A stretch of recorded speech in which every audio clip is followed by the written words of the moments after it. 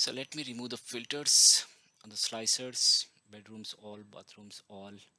And now on this table, I want to show the actual dates instead of month. So what I can do is here, I can say show published date instead of hierarchy. So I get a long list of dates, that's fine. But if I want to get the first day of the month, then how do I do that? So I can create a new column to create a date.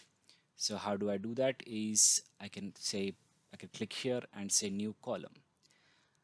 Let me add the name as date and use a formula. So I'll say date, year of, if you're aware of Excel formulas, it will be a similar thing. Property details, published date,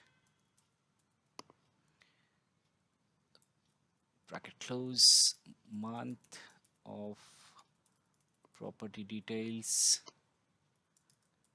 published date, and instead of day, I want everything to be one. So that's it. So I've created a new column called DT, which is dates. Now let me get rid of this published date and drag in the date field. Okay, and the same thing, I just want the date. So if you see now here, I have a similar table. I can change the format of this date. I'd say I'll choose this by going in here, and now I see that the column by each month. So this is how you can add a new column easily. And also for calculations, I've used square feet. But then it's a good idea to add a measure to create a calculate function. So to calculate the sum. So let's see how to add a measure. So I click on this anywhere, and then I say new measure. So let me give a name first. I'll say this measure square feet. You can give any name. I just want to know that this is a measure.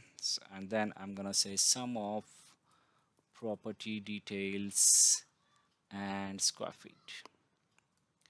Close the bracket and hit enter.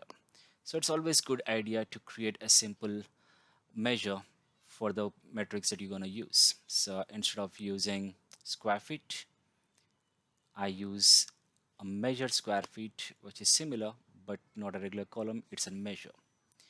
So this is how you add a column or a measure, a very basic example.